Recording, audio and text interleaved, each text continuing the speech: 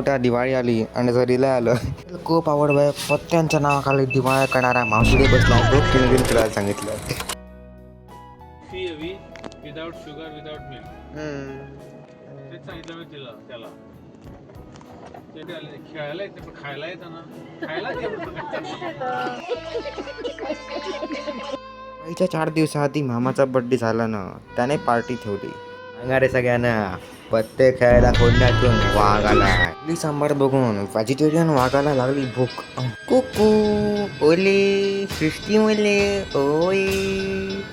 3चे 4 कळत नाही म्हणून रूल्स लिहून घेतो. हे काय बरोबर ना. 3चे 4च्या खेळात ठाण्यातल्या काकाला बुडवण्याचा प्रयत्न केल्यामुळे तो चांगलाच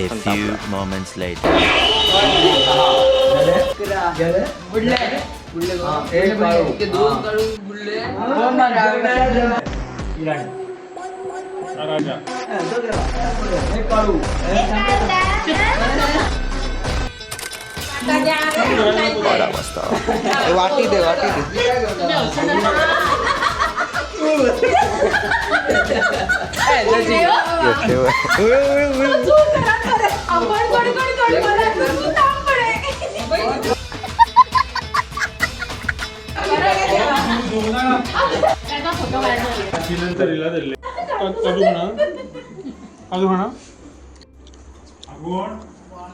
फॅन तिचा फॅन म्हणतो.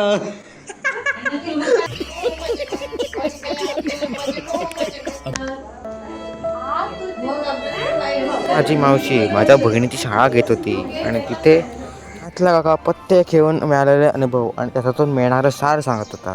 सिराज करून परत बसलो खेळायला. पडली खेळात वाघाची टिपकी आणि गेम सुरू. याचं नाव आहे मेंढीकोट. त्याच्यात टाइम चालू आहे तसं. हा घ्या नाहीतरी जागेपणी दिवाळा होणार असं मामा म्हणाला. हो आता कोट करतो की दिवाळा. आजचा भाऊ मनातल्या मनात ती साला खरी चारा आहे असं म्हणाला. त्यामुळे पावडर मारण्याची प्रक्रिया सुरू झाली होती. ती मामीच्या कार्ट्यावर ते पिसून वाटण्याची परिस्थिती आली होती. माझ्या आणि अन्वितच्या हातात कामेडी येत होती. त्यामुळे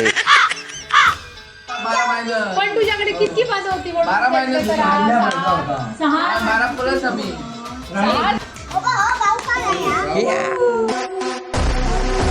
झाले होते 3:30. त्याला सगळ्या तरी झोप येणार. तो भांडी घासून झोपणार. त्यामुळे कोण झोपतच नव्हते. मी भांडी घासतो तुम्ही जाऊन झोपा असं मला म्हणाला. होती काळी. कासूर आणि फराळ या 2 गंभीर विषयांवर त्यांची चर्चा चालली होती.